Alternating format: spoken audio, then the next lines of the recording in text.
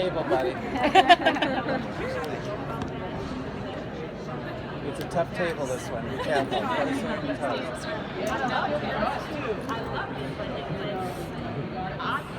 Hi, guys. Hello. How are you? I'll switch over here. Hi. Yeah. I love your shirt. Love the show. It's all about Oh, Love the thank show. you. Look, You've we're res- matching. I did that on purpose. Oh. I've been stalking you. I'm Mitch on Facebook. I know.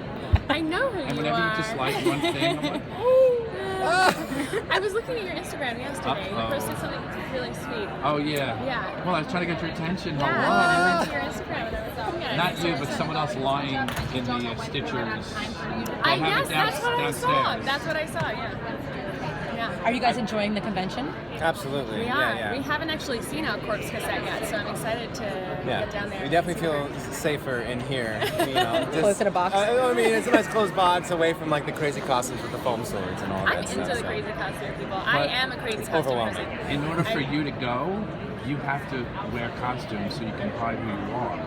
Oh. There's Put a mask on, celebrities you can all walk around. over the floor. You I just think don't we know. can fend off 13-year-old girls. Well, a little while ago, they re-released all of the Lord of the Rings films in Blu-ray in theaters in New York, and my husband and I, we're big Lord of the Rings fans, and so we went, and we were always like 2 hours early, and there was this one woman who was always there before us, who always got the best seat. But see, I wanted to go as like an elf. I wanted to go in elf or ant costume.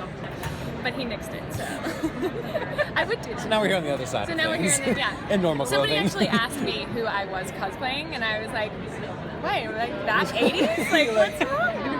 It's No okay. one. It's fashion forward. So, assuming that Cameron lives, the dynamic between your characters would have to change. Yeah. Yeah. I would assume so. I mean, if someone died for me, I'd feel like I'd take a little backseat to them for the rest of my life.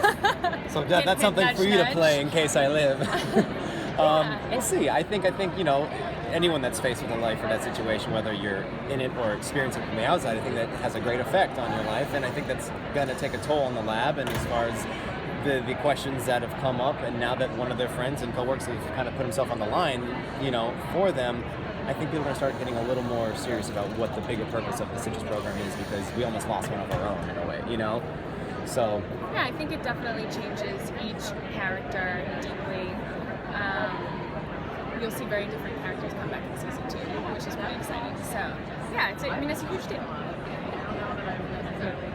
So what's coming up for this season that you could, tease about? It's definitely, we're keeping it with the high stakes, you know. I think last season we started, you had to get to know us and get to know the show and get to know what Yeah, we're you're doing. teaching your audience. Yeah. Now that we're here. Now that we're here, we ended on like a really, really intense episode. We're going to keep it at that same level. It's going to be high stakes all the way through. Yeah. You're and doing then a we're more gonna ambitious get- show Yeah. on the same budget. Yeah. So bigger, more Basically. action, same amount of money. You're like, okay.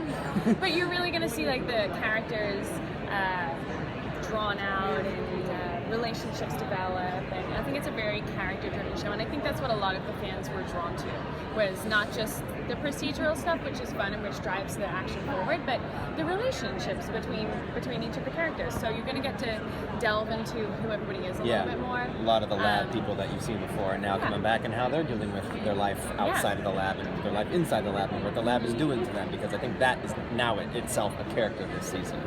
And of course, I think we're going to get into more about the backstory, like how the Stitches program was built, Kirsten's How we got parents, here, yeah. all of that type of stuff. I think we're going to find more and more about. What was your audition process like? Because you play the character fantastic. Just, you know, completely unemotional and, from top to bottom, like there's not even emotion in your eyes. 'Cause that's what I look at. That was something that I really wanted to do. And it was definitely something that was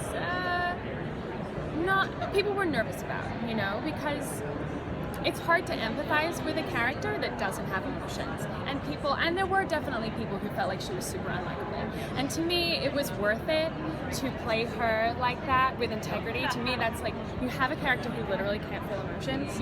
I can't give her emotions just because it might make her more You're only likable. doing what's on the page. Yeah, to me, to be an actor with integrity, I have to play her how she is. And she did have this like emotional journey through the season where she started to learn more about emotions, and I felt like that to start her with no emotions would be a much bigger payoff when she started to feel them, and people would want to follow her journey. So I guess back to your question, the audition process, I auditioned here. They had a casting director in LA, obviously, and then they had a casting director in New York. We both auditioned here, and they sent out tapes to LA. And then they asked, I went out for, what do you call it? Screen test. Screen test. It's her first time at the rodeo. It was my first screen test. You can count the auditions on one hand. It was definitely my first screen test. I went out for a screen test, and there were 5 other people there, 2 other people up for the part of Kirsten, 3 people up for the part of Cameron, none of whom got it because Kyle did, and Kyle was not there. And we never did a chemistry read or anything like that. Mine was all off a tape. Yeah. So. And then I found out that night, so it was kind of a crazy whirlwind. Like I was sitting at the airport waiting to fly back to New York when I found out. So. Well, yeah. you really pull it off well, because that's what draws me to the character. It's just it's so, you don't deviate from that. Yeah, that was really important to me as an actor. Yeah. This is the last question. Okay. So what is your favorite fan interaction so far with the show? Besides us. Yes, Besides you guys. we're the best table. I mean, the fans have been awesome. On like this, I mean, they tell us they warn you about the amount of fans that ABC Family reaches on social media, and you're like, yeah, and then you actually see the outpouring love, and you're like, wow, this is amazing. Across the globe, there's so many fans that are affected by this show, which is great, and we see all the tweets and all the Instagrams and everything, and I love it. My favorite is I was on the subway in New York City, and it was the day of the finale, and this girl comes up to me, and she's like, "Are you Cameron?" I'm just like, and this is the first interaction I've ever had with a fan, so I'm just like, yeah. Screams, takes a picture. Everyone's looking at me on the subway, like there's about 70 people on the train, like, who is this guy? And I'm like, I'm no one. I'm really not anyone. And then she screams off the train. It made my day, but it was just like I was so red in the face because I was like, well, that was cool, but no one knows who I am. I'm sitting here just like, carry on. I've had a bunch of people.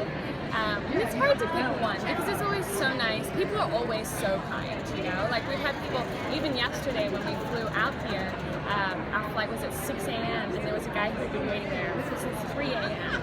to get autographs. So there are some pretty dedicated fans, but I'm going to give a shout out to Sergio at my gym. He works at the front desk. And he is a fan and I love him. What's up, Sergio? Hi, Sergio. Great. Thank you so much for everything. Thank you.